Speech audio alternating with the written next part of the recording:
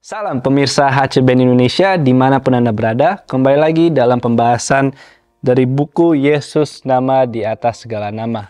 Saya sangat senang bisa bertemu kembali dengan Anda semua.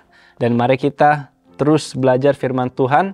Melalui buku ini kita semua bisa menjadi orang yang lebih baik, lebih benar, dan mengikuti kehendak Tuhan saja. Baik, judul kita pada hari ini adalah Firman Kekal. Ayat inti kita terdapat di Yohanes 18 ayat 37 yang mengatakan, "Untuk itulah aku lahir dan untuk itulah aku datang ke dalam dunia ini, supaya aku memberi kesaksian tentang kebenaran." Kristus adalah guru terbesar yang pernah dikenal dunia.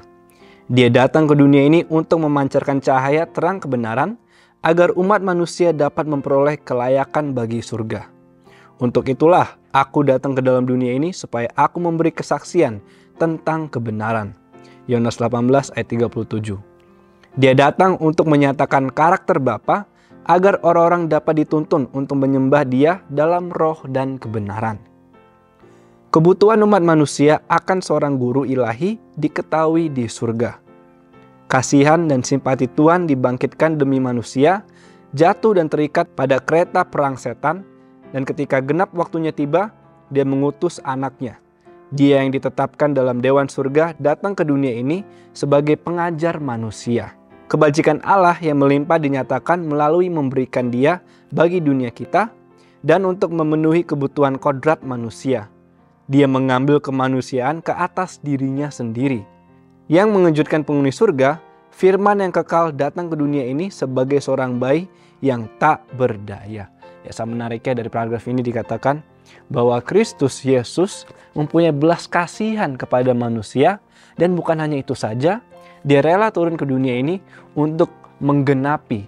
Manusia harus melihat contoh, bukti bahwa kita bisa melakukan hal yang benar, bahwa firman Tuhan itu yang kekal itu adalah benar-benar nyata. Jadi Tuhan turun dari surga menjadi manusia untuk memberikan contoh kepada kita semua bahwa ada kebenaran. Bahwa kebenaran itulah yang bisa menyelamatkan kita. Dengan kebenaran itu kita mengikuti, dan ketika kita mengikuti kita percaya, dan bukan hanya kita percaya saja tetapi melakukannya. Dengan itulah kita bisa diselamatkan. Dan hanya kepada Yesus saja. Yesus juga adalah guru terbesar dunia ini. Yesus adalah guru pertama kita. Jadi Yesus juga sebenarnya sudah menjadi guru, sudah penuntun bagi kita. Yesus telah memberikan sesuatu yang benar terus kepada Adam dan Hawa. Tetapi sayangnya Adam dan Hawa jatuh ke dalam dosa. Karena kenapa? Karena Adam dan Hawa tidak mengikuti kebenaran Tuhan. Malah mengikuti kebenarannya sendiri. Contohnya seperti Hawa. Hawa seharusnya tidak jauh dari Adam. Adam juga sebenarnya tidak jauh dari Hawa. Setan membujuk Hawa untuk memakan buah itu. Hawa mempunyai kebenarannya sendiri, di mana kebenaran sendirinya itu ia lebih percayakan daripada kebenarannya Tuhan. Tuhan mengatakan bahwa tidak boleh memakan buah ini. Tapi Hawa mengarang sebuah perintah bahwa Tuhan mengatakan pegang saja tidak boleh. Mengarang perintah. Hawa mengikuti perintahnya sendiri pada perintahnya Tuhan. Dan ketika Hawa memakannya dan Adam datang, Hawa memberikan kepada Adam, karena Adam lebih mengasihi Hawa daripada Tuhan, dia lebih mengasihi Hawa sehingga dia rela memakan buah itu dari si tangan perempuan itu. Dengan itulah ditunjukkan bahwa Adam lebih mempercayai Hawa daripada Tuhan. Ya, mereka berdua jatuh ke dalam dosa karena kelemahan mereka, karena ketidakpatuhan mereka mengikuti kebenaran diri sendiri, bukan mengikuti firman Tuhan, bukan mengikuti perintah Tuhan. Mereka jatuh ke dalam dosa. Akibatnya mereka dikeluarkan dari Taman Eden. Cerita yang mengatakan bahwa itu adalah ketidaktaatan manusia, yaitu Adam dan Hawa. Mereka karena tidak taat kepada Tuhan, mengikuti kebenaran dirinya sendiri, mereka jatuh ke dalam dosa. Dan juga dikatakan di sini, Dia yang ditetapkan dalam dewan surga datang ke dunia ini sebagai pengajar manusia. Kebajikan Tuhan yang melimpah dinyatakan melalui memberikan Dia bagi dunia kita, dan untuk memenuhi kebutuhan kodrat manusia, Dia mengambil kemanusiaan ke atas dirinya sendiri. Ia mengejutkan penghuni surga. Firman yang kekal datang ke dunia ini sebagai seorang bayi yang tak berdaya. Jadi surga pun kaget malaikat pun kaget. Kenapa? Tuhan mau menjadi manusia, turun ke dunia ini menjadi manusia, menyelamatkan ciptaannya. Dia turun menjadi firman yang kekal, di mana dialah firman itu, dialah kebenaran itu. Dia mau membantu kita karena kita sudah jatuh dalam dosa. Tidak ada harapan lain bagi kita. Ketika Kristus meninggalkan kekuasaan tertingginya, dia mungkin dapat mengambil ke atasnya kondisi apapun dalam hidup yang dia pilih. Tetapi keagungan dan pangkat bukanlah apa-apa baginya.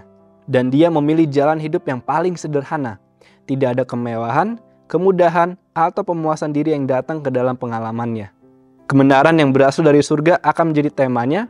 Dia terus menabur dunia dengan kebenaran.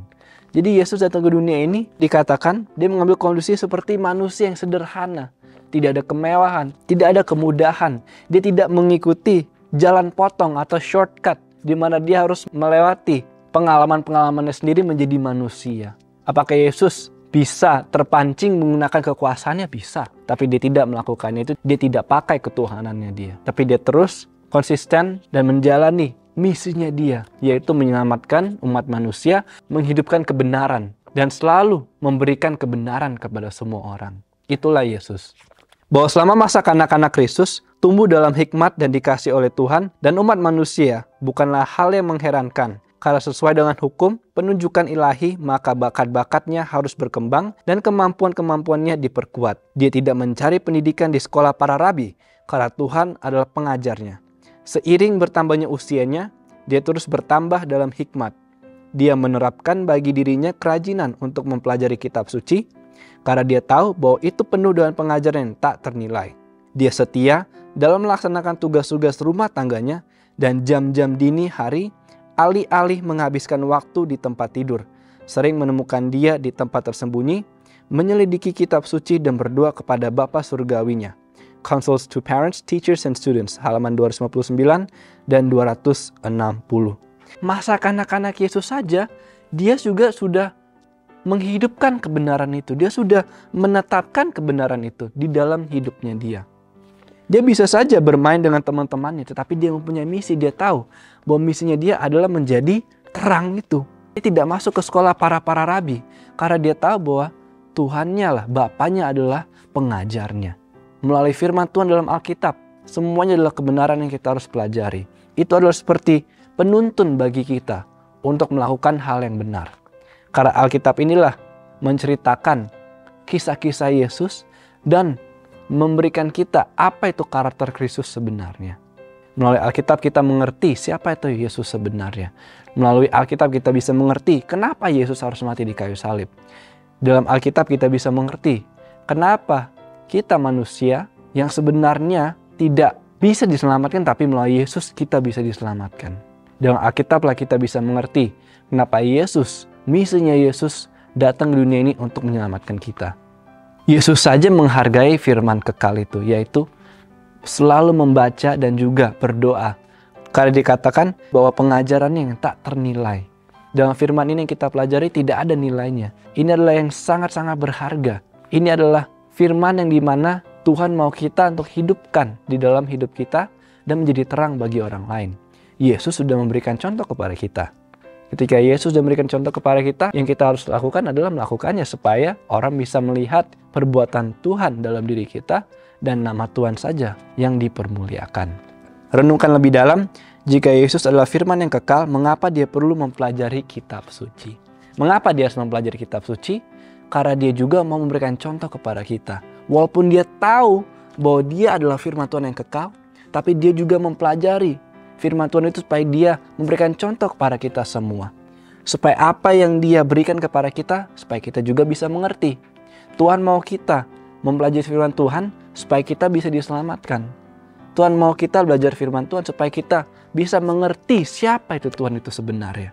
Dengan kita mempelajari firman Tuhan dan waktu-waktu kita kepada Tuhan, kita bisa mengerti kenapa Yesus harus datang ke dunia ini dan kenapa kita bisa diselamatkan hanya dengan Yesus saja. Ya, inilah pelajaran kita saudara-saudara, bahwa firman Tuhan itu sangat penting untuk kita pelajari. Karena Yesus pun mempelajarinya. Yesus mau kita untuk mempelajari supaya kita mengerti apa maksud Tuhan di dunia ini. Melalui Alkitab kita bisa mempelajari hal-hal yang baik. sebagai penuntun bagi kita, sebagai peringatan bagi kita untuk selalu melakukan hal yang benar. Tuhan sudah memberikan kita firman Tuhan.